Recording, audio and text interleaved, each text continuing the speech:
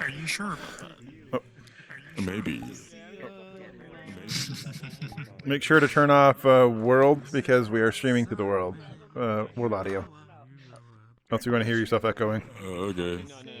Yeah, that's probably a good idea. Yep. All right, all right, all right. Well, thank you so much, Misho, LOPROV. Thank you so much for making this Thank such a you. wonderful night and bringing such very fabulous people to this event. Vibe Night, you guys totally rock. Thank you for bringing down the house. Thank you. All right, so we're gonna go in the order of who ended up the order of DJs. So Misho, how long you been DJing for? Well, I picked up DJing all the way back in June 2020 is when I first started DJing, and that's actually kind of when we had the first Vibe Night. So just kind of decided, hey, I want to try this out, and let's try mixing some music. So I kind of just put some songs together in DaVinci, which is still the way that I do it now, and just kind of went along with it, and have been mixing music ever since. So yeah, that's kind of when I started, and around 2 years now, or three. I don't know. I can't count. Hey, it definitely shows you do really well with how you end up DJing or the equipment that you use to DJ. Hey, low prof. Uh, how long have you been DJing for?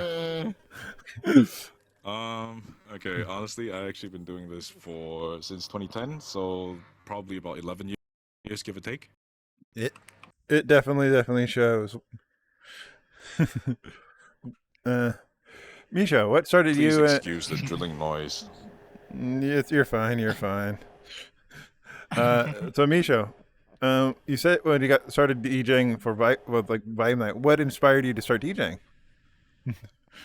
Honestly, man, ever since I was a kid, and I'm sure this goes for a lot of other people, ever since I was a kid, I've always enjoyed music. I've always done something music related.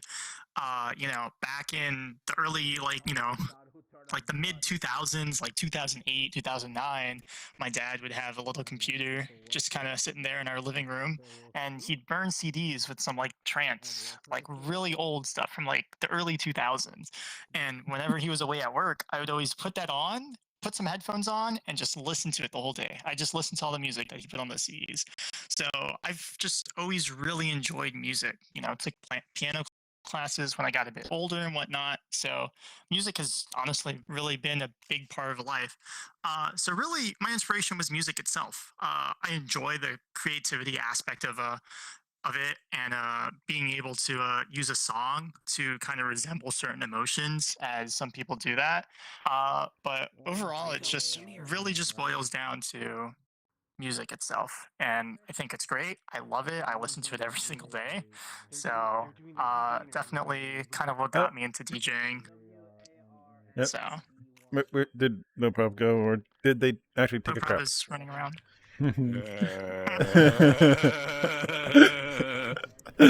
All right, low prof. What got you into I DJing? What got me into DJing? Well, similar reason to Misho, except that on my end, it's more towards being inspired by the likes of local DJ legends like DJ Andrew Chow, who's still now currently retired, and several others. Then got a bit more curious about the whole history of DJing. Then, one thing led to another. Here I am. Pretty much the same route, just being surrounded by music my entire life. So, yeah. Nice. So, you use what DaVinci to DJ Micho? Like, what is Yes. your workflow for that? Because it's completely different from like what I'm used to with my DDJ 400 and virtual DJ that failed me today. That's not something everyone can So do, by the way. Yeah. I will say that, man, I don't know, because I've kind of, like you said, I've kind of gone down this different route. Instead of going the normal way that people use a controller, I use a video editing software to make all my mixes. And some people might not call that DJing, but man, was it difficult to try and learn. I could have gone down the route of using a controller, and that would have been smooth sailing, having my beat matching grids and letting it do everything for me. But you don't have any of that in an editing software. I Mm. had to learn how to get the right speed change, like percentage numbers, to make sure I could BPM match each and every song if I'm changing BPMs. So it's definitely really difficult. But workflow basically is find songs, put it in there, kind of get a feel for each song, and kind of figure out, okay, what goes good with what, and then in the end, just kind of put everything together, do my transitions, add any little special effects if I want to, and then just kind of build the set from there. And then I have my final result. Nice, nice. Yeah, like My one downside is I can't do anything live. yeah, like I'm just thinking like, oof, without B grids, I'd be screwed. But at least even if the B grids are off, at least with a DJ deck, you can actually go and you can speed up a track to make it sound right on the fly. With yours, it's like it has to be perfect every single time. Yep. All right. Basically. So, LOPROV, like, what is your workflow? Because you have so many tracks. Like, I lost count of like after like 40 tracks that you played. Just in the first half hour, it seems. Sorry about that. No. It is perfectly my fine. Workflow varies. It really varies depending on requirements. So, how did I start out with maybe say okay? So let's if so I oh my god, I'm sorry. There's sudden drilling from the neighbors. I'm gonna go drill their heads in right after this interview. Anyway, so sorry about that if you're hearing it. Okay. No, in the meantime, the mic's not picking it workflow, up. It You're varies good. a lot. Okay, good. Okay, so good investment. Buy proper wireless microphones. No, I'm just kidding. Anyway, so in most cases, I would just go with track selections, and in some, because how do I put this? There's some songs that it just needs a little bit more push. So I would actually work back and forth with a DAW. So I primarily work and teach in Ableton. So that's actually the first part. So it's like a 3-part workflow. First part is prepare the tracks, see how much more can I actually bring out of that track itself, or maybe my set overall. Then the second part would be rehearsals through live playback. I primarily work with CDJs, sometimes turntables if needed, and a few other tools here and there. So it's really dependent. Sometimes I could just work with just any controller as well if need be. Maybe just because I'm lazy, I just want a USB something, that kind of thing. So it really depends on the situation more rather than what I intend to play, because in the end, a DJ is a middleman rather than anything else. So I would just want to see what the audience would want to hear, read the crowd a little bit, then figure out okay, what's best for that. So the workflow really has to be something tailored for that situation. So my workflow, it's in a very simple way to put it, dynamic. It's not static. Yeah, so that allows me to actually work on both rehearsals and live playback as well. Nice. So, one question I always ask for DJs is like, what DJ deck do you currently use? Yours is just a keyboard and mouse. No, actually, well, yes, I do use my keyboard and mouse. Since I do use an editing software. However, I do have a very lovely SB3 right next to me, and I am using that every once in a while. I've actually kind of taken this hybrid workflow now of using my editing software and using the SB3 for certain aspects. So I just kind of use both now. But yes, DJ controller, I do have one, SB3, but yeah, mouse and keyboard mainly. No worries. And SB3 is actually not that bad of a deck. Asshole. Thank you, Twisted. All right, so like, Yes, what he was the one DJ? that sent it over to me. Perfect. That's good. It's always nice to have some good friends. All right. Of course. Okay, so what do you currently DJ with? You said you DJ with CDJs. Like, what type of equipment do you usually deal with? I work with a bit of everything, so because sometimes it could be just as simple as a controller, but my main go-to workflow will always be a blend of both turntables and CDJs as well, because it's a bit of a bad habit that I have. Like, if I don't feel the thing moving, it's not moving kind of thing for certain parts of routine tricks that I try to do in my sets and stuff like that. Say, for instance, the most recent one I did for Flooftooth, shout out to Johari if he's in here. I don't know where Johari is, but Johari, But yeah, there you go. Yeah, shout Yeah. out to Floof Doof, and yes, hosted by Jahari and Corey. So Yep, and they're both here. that Corey's. actually, I pulled off They're both in something. here. Corey's in the corner. I Yep. can't see him. Maybe the speaker's blocking. Anyway, Yep. so what I work with is it could be so my main go-to will always be turntables on the outside and CDJs on the inside. So that's a 2+2. Primarily also with DJM 900 Nexus 2. Well, only because it's much easier to connect with computers and whatnot. That links me to Ableton. Ableton, let's say if there's something that goes wrong during the recording, I could actually revert and see where can I record instead of having to redo the whole set over again. So it makes things much easier in rehearsals. And also an SP1 for effects, and also trigger cues, do things like tone play, word play, advanced tricks, or maybe just being very lazy and I'll just mix from there, stuff like that. Nice. On occasions where I'm really tired and maybe at work I'm just not really in it, I'm just there to work and go home, then I'll probably just use a controller. It could be for DDJ SX, then if not it's a SZ, the first one if I'm not wrong. I don't know, they threw it out anyway. So yeah, it really depends. It really depends on what I would have to deal with, but mostly it's just that main go-to workflow that nearly killed me setting up because that thing is pretty heavy. Nice. And I'm like adding the cost of those equipment in your head. It's like, oof, that's more than most people's cars. I mean, that's one way to put it, but you know, DJing's a pretty expensive hobby if you were to put it that way. Yeah, like I'm realizing that myself. Thank God for Beatport Link. It's on tracks alone you can break yourself. It's okay. I mean, the most important thing is just be happy with what you work with. You know, like I don't believe a controller cannot do the same thing a turntable can. You know, like it's all about how you use it. Exactly. And that leads off to my next question. Does DJ equipment make the DJ? Misha. I think honestly, personally, to me, this is just what I believe.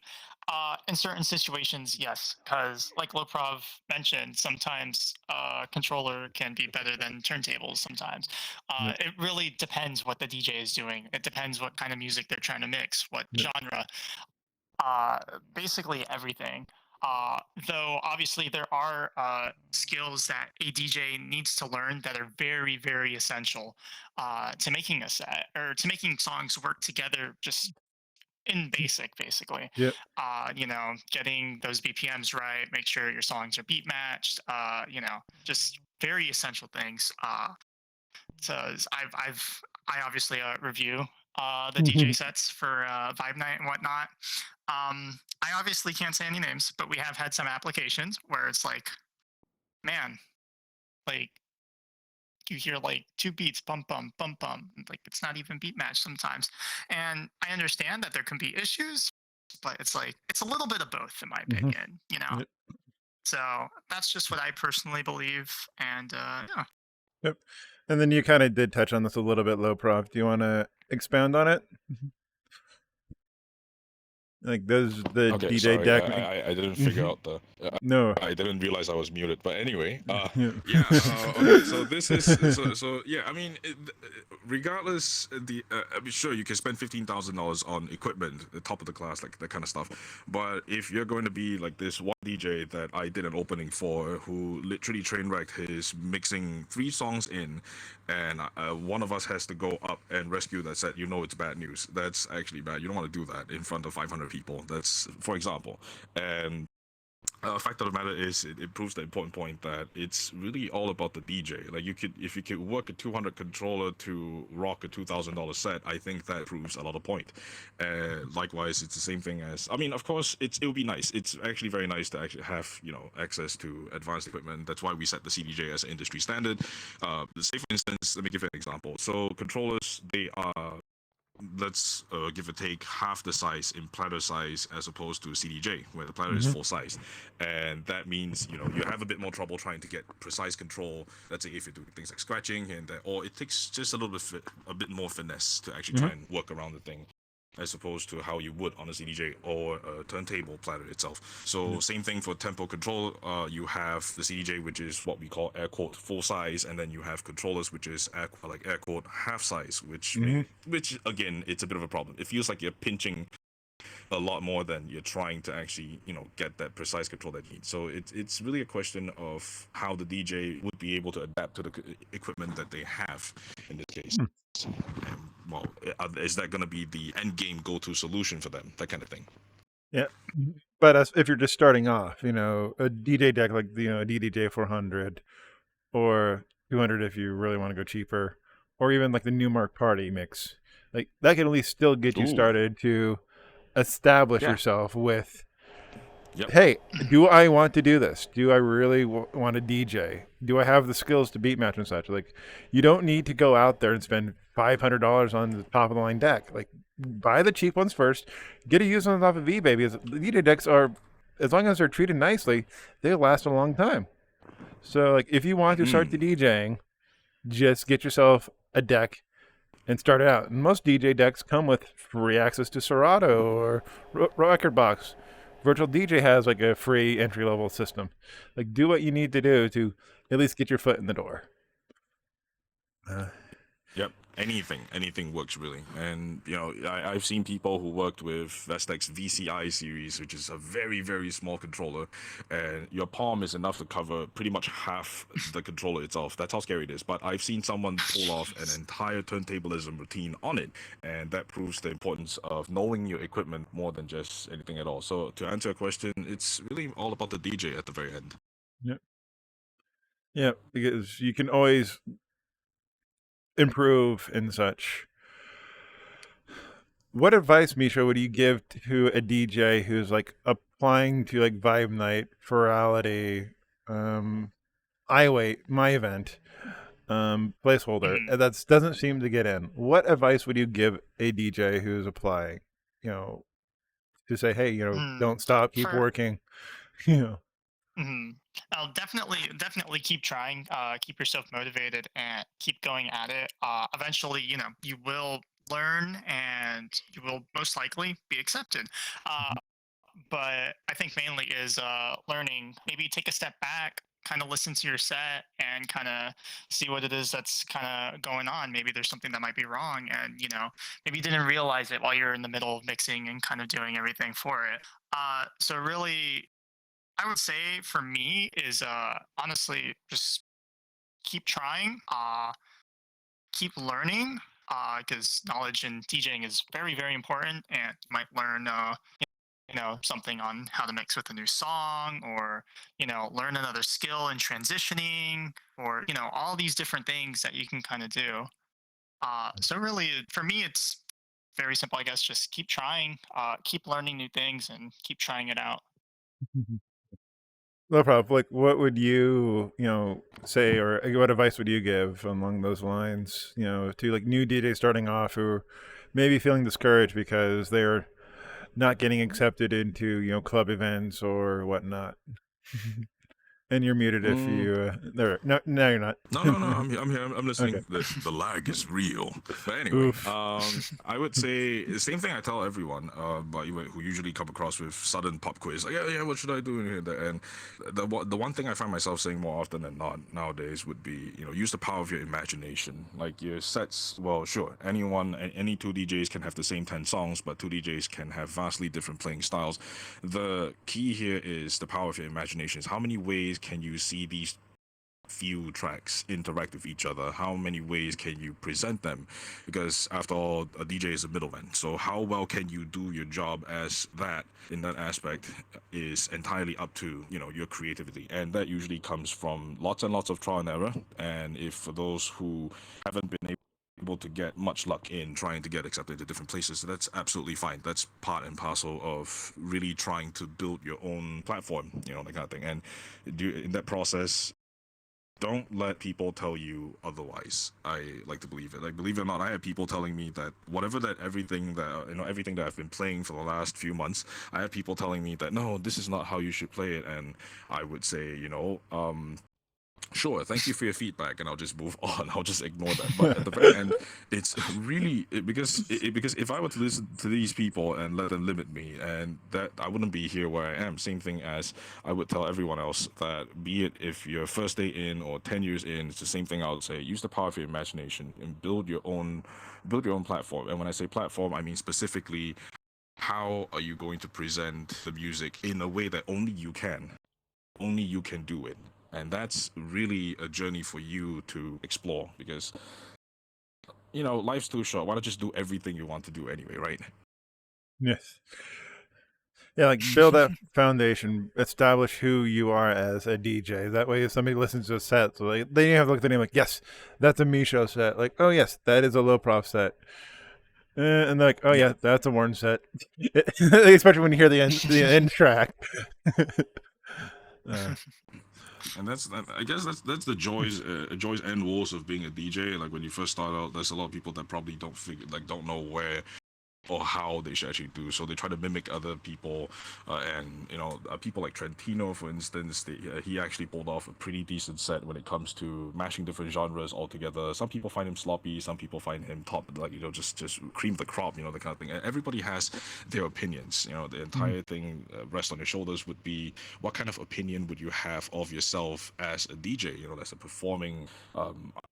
Well, I wouldn't really say musician for now, unless you really do live elements of music in your play, but as a performer in general. Yeah, it's like you always got to make sure that no matter what you do on the DJ decks, that you are happy with it. It could be better. Don't, like, I look at it this way, like DJs, us as humans, we make mistakes. It's not about making the mistake, it's how you recover. Like, if you're DJing live like me, like virtual DJ crash, I'm like, well, crap. All right, let's go ahead and take off the VR headset, Control Delete, split the virtual DJ's throat, throw the next clone in, and get it to work right. It's just going with the punches or going with the flow, kind of. That makes sense. Yeah, but It this, does. yeah, and that's one thing I like about doing pre-records is, I love and hate about pre-records is pre-records. If you make a major mistake, you can say, "Oh, throw that out," or you go to Ableton, like that, where it's starting to cause some problems, and then cut that and continue on. For me, I rely on OBS and Virtual DJ. So for me, if I make a major mistake, I have to either say like, okay, can I recover this, or do I need to hit stop, delete, start new? But with live, I'm like, oh, yep, I made a mistake. Let's on it. Let's continue. Let's fix it. But so when you were starting out DJing or mixing, if you were able to send a message back in time to yourself when you're first starting, what message would you send back to yourself? Man, watch more of those beginner how to DJ YouTube videos. Honestly, when I started DJing, legit, I did not know what beat matching was. I did not know anything. Like, okay, I shit you not. My first set I ever did was all the songs that I had in my liked portion of my Spotify playlist. I just kind of put them back to back, one after the other. That's it. Just in my editing software. Okay, bam, that's a set. Whatever, right? I didn't know any better. Spotify playlist. But no, it was literally the epitome and the exact definition of a Spotify playlist. Was it Spotify one playlist on song random? end to end, and then the next. Was the Spotify Yes, playlist on even random? worse. Yes. So it'd play one song, one BPM, this key, whatever, and then it'd play the next song, completely different genre, different BPM. Yeah, I didn't know anything when I was getting into DJing. I'm like, okay, what if I just start putting music together? But then eventually I started actually watching videos. I like started searching up, okay, how do I do this? How do I like beat match? How do I like, get everything kind of working together the way an actual DJ, you know, does whenever they do a set. And over time, I just kind of started learning, and just I think that's one of the most essential things is just learning the basics. You get those fundamentals down to a T, you'll be able to put out a amazing set. And that's just unfortunately something I didn't learn, which until way later on, like a few months in. So Nice. again, also one of the downsides of using a video editing software. Yeah, but I think you're like the second DJ that I know of that uses some form of video editing or audio editing software to do their I complete will definitely sets. say, like I mentioned earlier, it's Yeah, it is. It's not Very easy. unique. Man, I wish I picked up a controller and started using that first. But it's a good skill to have, I guess, using editing software because there are things that I can do on there that you can't do on the controller. Very Exactly. limited few things, but there are a few different things that I'm like, man, that would be really hard to pull off on a controller. Like it's doable, but that's a lot of practice you're gonna have to do trying to do that transition between those two songs. So, Yeah, yeah. but yeah, that would be what I would have to tell myself is get those fundamentals down as early as you can and make sure you get them down to an absolute T. Right. Leprov, same question to you. Like, if you were to send a message back in time to you starting off DJing, what advice would you give yourself? I would say, I mean, this would apply to the general question, like beginner DJs, what to look out for, things like that. It would be, don't spend thousands of dollars on equipment without knowing what you're getting yourself into. You could start off as simple as something with keyboard and mouse, and just figure out from there, okay, so how many things do I have to learn? What cannot be done on a keyboard and mouse? And then you list those things out and then you compare it to the controller. Then from the controller, you move upwards slowly. That was my first priciest mistake I actually did. I went straight up to buy turntables without knowing how to use it. And I broke needles, I broke hit shells, I broke the damn turntable as well, things like that. That was very costly. That cost me thousands of dollars to get replacements, and then it was only until much later I realized that, oh, there's actually an easier way to do this, things like that. I mean, everything I did was pretty much self-taught, so that's why it's the same thing I'll probably tell myself along with whoever that wants to start out is start simple, start small, start something that's right next to you, something that you can have access to. You can use things like Virtual DJ 8. It's a very powerful suite that's on its own, and you could just do great with it. But then you also have to explore, like if you want to get it take it on like on a serious note, you could just move on towards like, okay, what can I not do, like scratching, like maybe say I want to have a few of precise control that's that's more of a fader kind of thing. So that's why they have a tempo control, which is that little fader thing that's on the decks, things like that. And don't go out and spend money on it first until you're serious about this, even as a hobby, because Yeah. you don't know where it would take you to. Same thing as how I didn't know it would take me to places even here. Yeah. No homo, Misho. Well, like honestly, like in kind of like in real life, you think about it. It's like, if you're developing a hobby or a skill, you don't need to, buy that $20,000 tool set to work on an engine. Like I work on my cars in my spare time. I have a $75, Craftsman, multi-tool set that it works. It Oh, busts, wow. yeah, yeah. Oh, So like I've repaired my Miata, I repaired my motorcycles and such. Like, you don't need expensive stuff to get things done in this world. yeah. Sure, it kind of helps out, and for some things, yes, more expensive stuff lasts longer usually, or is better supported. But you don't need those things starting off. Yeah, exactly. I mean, it's kind of like, put it this way, like you can spend so much money on it, but at the end of the day, the DJ's job is just to make sure when he presses the play button, nothing explodes. Yeah, that's the whole takeaway right there. As long as the DJ Basically. presses play button, nothing explodes, you're good. Okay, that's all good. Yeah, you're fine. Yeah, you could. Or if you're DJing in a club that nobody's booing the DJ, right? As long as they're happy dancing and the wiggling and drinking, you done your job. Yeah, that's all that matters. Yeah, exactly. All right. Final questions. Misho, why mommy Misho? Oh no, here we go again. Yes. Why not? Why not be mommy? Everyone actually. Okay, funny story. Everyone actually used to call me like Daddy Misho. That used to be a thing. People would call me Daddy Misho. Why? I don't know. It just kind of started happening on Vibe Night, and then people just kept going with it. I don't know why. And then Mommy Misho became a thing because I've then also got a momogen, and everyone started calling me Mommy Misho. And then now I'm here, and then now people start calling me Sushi.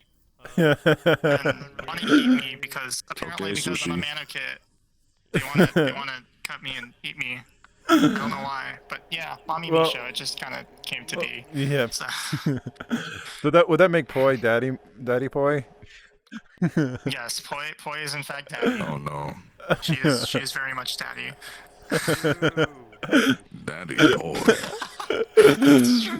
Oh All my right, god. and then LOPROV, what's with your Yeah. name? Like, it's definitely unique. Like, what started that? Inspired you to It's go by the definitely LOPROV? it came out straight out from a typo. That's a good question. So it came out from a typo when I was drunk one night. So I was thinking of something. Okay, what do I need a name? I need a name. Come on. Okay, so I don't like going all the high profile shit. So I was like, okay, so what if I just want to go low profile on this whole thing? So that it's supposed to be LOPROF, and then I got really drunk. That it somehow ended up with V. I'm like, low prof. Okay, that's it. Yes, for 6 years I've been holding on to it ever since. I'm like, okay, you know what? This is it. This is the one. That is actually awesome. If anybody's interested in with more than one, it's actually my first ever email account that I have ever created. Because wow. Oh, yeah, it is literally Wow. it's literally my first 5 characters of my last name, my first initial, and like they said like that was taken like, well shit, I'll throw one on it. Actually, I like the sound of that warned one, and it stuck. Yeah, Oh, Nice. yeah. All right. Well, thank you so much for both of you. If you have, do you have anything last to say before we wrap up the night and let these wonderful people go drink or sleep or prepare for Friday?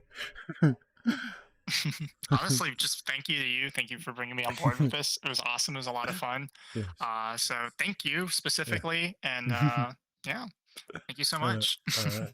How about you, Lopro? Any Well, parting words? I mean, same thing like Misho. Thank you for having us. Thank you everyone for being here. And what's with the pineapples anyway?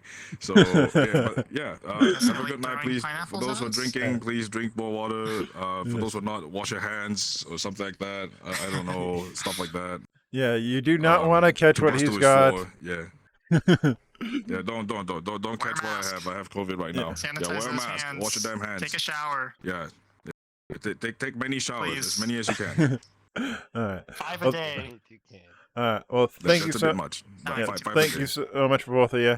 So for next week, for iWAIT, I'll be proud to bring to the iWAIT stage DJ Spitfire Wolf and Kaiju. So this is going to be an amazing night as well. Like, not saying that all the previous events haven't been amazing, but like every single night I am so awe-inspired that I'm able to get extremely talented and, you know, humble and just skillful DJs to come to my little event that I decided to create on a whim one freaking weekend in January. That's good. All right. Oh, Well, thank you so much. You guys have a wonderful day. Signing off. Until next iWAIT. Have a good evening.